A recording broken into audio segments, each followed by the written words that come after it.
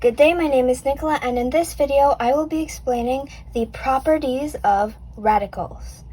Right? So the first rule I will explain is the product rule of radicals, which states that the nth root of a times b is equal to the nth root of a times the nth root of b.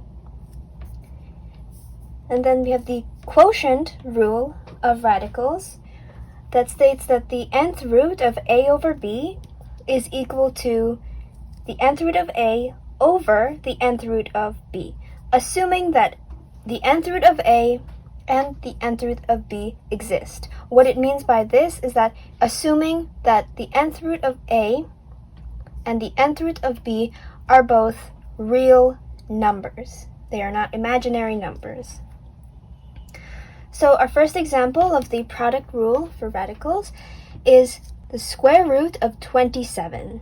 All right, so to demonstrate this product rule, we have to figure out the smallest factor that we can divide 27 by. So can 27 be divided by 2 and result in a whole number? No, because 27 divided by 2 is 13.5. We want a whole number. So moving from 2 to 3, can 27 be divided by 3 and result in a whole number? Yes. 27 divided by 3 is equal to 9. That's how we figure out that we have to use 3. So we can rewrite it as the product rule form of the square root of 3 times the square root of 9. And because 27 is equal to AB, we found our a and b by looking at the factors of 27. So a times b, 3 times 9 is our 27. And the factors of 27. So when finding the factors of any a, b value you may have, you may be tempted to just write out the number and then write down all possible factors and start with the smallest possible factor. In this case was 3.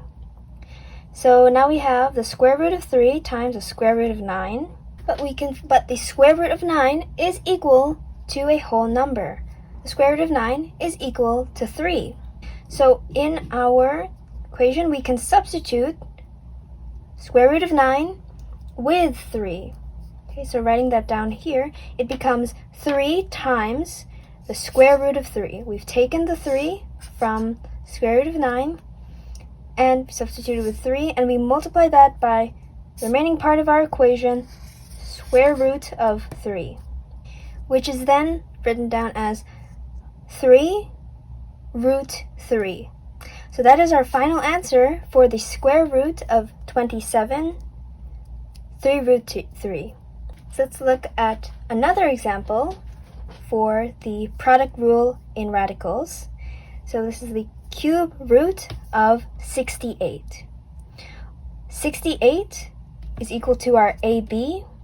We want to find factors of 68 that will break 68 down into cube root A, because it's 3, and cube root A and cube root B. And so, of course, our first factor is cube root 2. 68 is divisible by 2. So cube root 2, and 68 divided by 2 is equal to 34.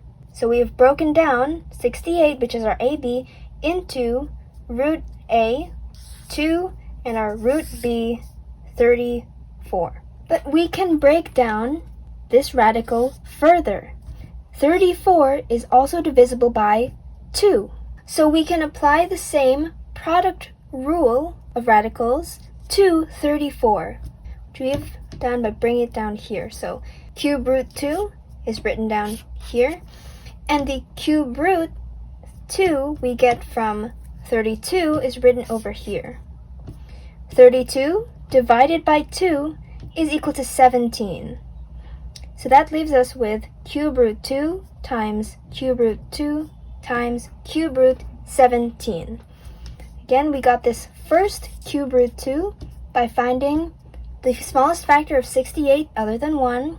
We got the first cube root 2 from that, and we got our second cube root 2 by continuing the product rule with 34. 34 is also divisible by 2. And 17 is a prime number, meaning it can only be divided by itself, so we cannot break 17 down into A and B, because it can only be divided by 1 and 17. And so these two terms are the same with cube root 2 times cube root 2. So we can multiply them together as cube root 2 squared, because it's 2 times 2, so cube root 2 squared, again multiplied by cube root 17. 17 we got by dividing our 34 and getting the other cube root 2.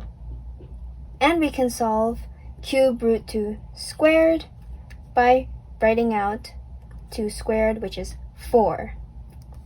So our final answer for cube root 68 is equal to cube root 4 times cube root 17. That is cube root 68 broken down into cube root 4 and cube root 17 using the product rule of radicals. So now to explain the quotient rule of radicals, here we have our example, the fourth root of 2,401 over 625. So following the quotient rule, it can be rewritten as the fourth root of 2,401 over the fourth root of 625. We can solve each of these individually using a calculator, and so the fourth root of 2,401 is equal to 7. The fourth root of 625 is equal to 5. And so this is our final answer. Again, the fourth root of 2,401 over 625 is equal to 7 over 5 by following the quotient rule here. One more example that uses both the quotient rule and the product rule with radicals is the one I have in the bottom right here. It's a bit squeezed together, but it's the third root of 64 over 28. So following the quotient rule, this can be written as the cube root of 64 over the cube root of 28.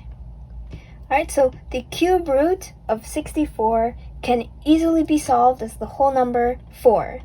So that part is simple. However, the cube root of 68 needs to be broken down using the product rule. And so we need to find the smallest factor of 28 other than 1. The smallest factor of 28 other than 1 is 2, because 28 divided by 2 is equal to 14. Okay, so again, following the product rule, 28 is our AB, and we have broken it down to our A and our B. 14 can also follow the product rule, because 14 can be equal to our AB, and our A being this second cube root 2, and our B for 14 being cube root 7, because 2 times 7 is 14. This leaves us with cube root 2 times cube root 2 times cube root 7. We had a similar situation of 2 cube root 2's in this example, and so we know when multiplying these two together, we get cube root 4. So equal to cube root 4 multiplied by cube root 7, which is seen here. So that is the product rule and quotient rule in a single equation. And so this final answer successfully shows both the product rule and quotient rule. However, we do not want radicals in the denominator, for we would want to multiply out these radicals from the denominator. So this answer does correctly show the product rule and quotient rule for cube root 64 over 28. However, we would want to multiply out these radicals from the denominator, which will be explained in another video detailing the properties of radicals. I hope this video helped you understand the product rule and quotient rule for radicals.